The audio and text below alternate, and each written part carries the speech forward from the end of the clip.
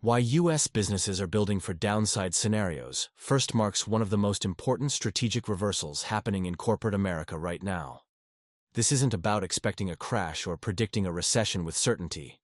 It's about how uncertainty has changed the cost of being wrong. In 2026, planning for the upside first is no longer seen as optimistic. It's seen as risky. For decades, corporate strategy followed a familiar pattern.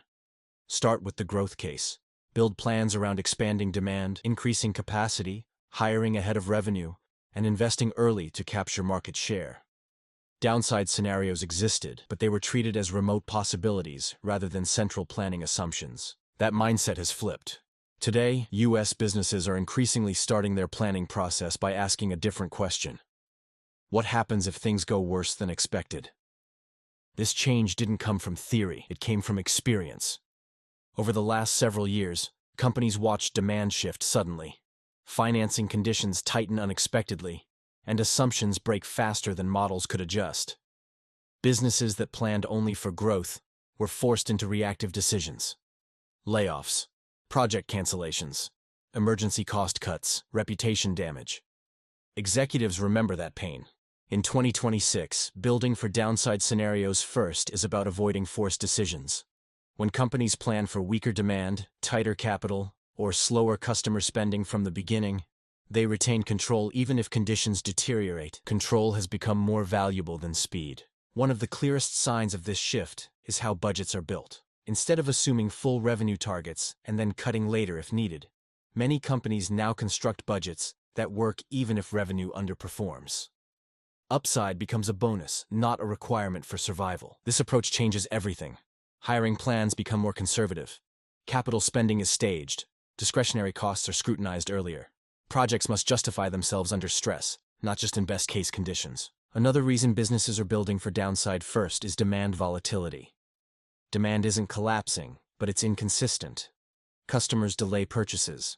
Budgets get paused. Buying cycles stretch. Visibility shortens. In that environment, companies that assume smooth growth risk overbuilding. Excess inventory. Cost structures. Those problems take time and money to unwind. Building for downside scenarios helps companies avoid that trap. Capital allocation reflects this mindset clearly. Large, irreversible investments are being delayed or broken into phases. Instead of committing all at once, companies release capital gradually as conditions prove themselves. Projects are designed to be reversible. That design philosophy didn't matter as much in stable environments. In 2026, it's essential. Interest rate volatility also plays a major role here. When the cost of capital is unpredictable, companies can't rely on refinancing or cheap debt to bail them out if assumptions fail. That makes downside risk more dangerous. Planning for downside scenarios reduces dependence on external capital. It forces businesses to ensure they can operate within their own cash flow even under pressure. Cash flow discipline is central to this shift. Companies are paying closer attention to break-even points, cash conversion cycles, and liquidity buffers. They want to know exactly how far revenue can fall before the business is stressed. That clarity changes decision-making. Another reason U.S. businesses are building for downside first is investor behavior. Markets have become far less forgiving of surprises. Earnings misses, guidance cuts, and sudden strategy reversals are punished quickly and harshly. Investors don't expect perfection, but they expect realism. Companies that acknowledge uncertainty early and plan conservatively build credibility. Those that appear surprised lose trust. Building for downside scenarios is a way to protect that trust. Internally, this approach also reduces organizational whiplash. When plans are built around optimistic assumptions, teams expand quickly and then contract painfully. That cycle damages morale and productivity. Downside-first planning creates stability. Teams grow more slowly, but they're less likely to face sudden disruption. That stability improves execution over time. Operational simplicity is another driver. Complex organizations struggle to adjust when conditions change. Too many initiatives, dependencies, and fixed commitments make it hard to slow down without chaos. By planning for downside, companies simplify. Fewer simultaneous projects, clearer priorities, more focus on core operations. That makes the business easier to manage under stress. Technology strategy has also adapted. U.S. businesses are favoring investments that improve efficiency and flexibility rather than pure expansion. AI, automation, and software-driven systems help companies do more with less. These investments make sense even in a downside scenario. They lower costs, improve forecasting, and increase adaptability. If growth accelerates later, they still pay off. Investments that only work if demand surges are being deprioritized. Another factor behind this shift is competitive positioning. Companies that survive downturns intact often gain share when weaker competitors stumble. Building for downside first isn't just defensive. If conditions worsen, resilient companies can acquire assets cheaply, attract talent, but only if they planned ahead. This is why many strong companies appear to be moving slower in 2026. They aren't indecisive, they're deliberate. They're choosing strategies that work across a range of outcomes. Downside-first planning also changes how success is measured. Instead of asking how fast the company can grow, leaders ask how stable performance remains under pressure. Volatility is treated as a risk, not a badge of ambition.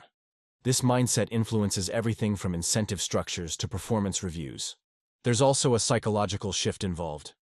After years of constant shocks, executives are less willing to gamble on assumptions they can't control. Confidence hasn't disappeared, but it's become more grounded. Optimism without preparation is no longer respected. It's important to note that building for downside scenarios first does not mean companies are pessimistic or anti-growth. Growth is still a goal, but it must be resilient growth.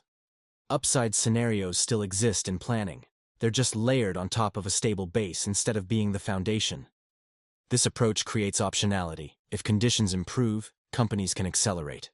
If conditions worsen, they don't have to scramble. That optionality is extremely valuable in 2026.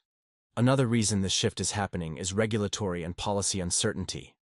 Elections, trade policy, fiscal decisions, and global tensions all add noise to the outlook. Businesses can't predict outcomes, but they can prepare for disruption. Downside-first planning is how they do that. What makes this trend quiet is that it doesn't produce dramatic stories, no big announcements, no bold expansion plans, just steady, cautious execution. But that quiet shift is reshaping corporate America more than almost anything else. Why U.S. businesses are building for downside scenarios first comes down to one hard-earned lesson. Companies that wait for confirmation before adjusting often lose control. Companies that plan for downside early keep options open. In a volatile world, the goal isn't to predict the future perfectly. It's to remain stable no matter what the future brings. That's why downside scenarios now come first. Not because companies expect the worst, but because they refuse to be unprepared for it. And in 2026, preparation has become one of the most valuable competitive advantages a U.S. business can have.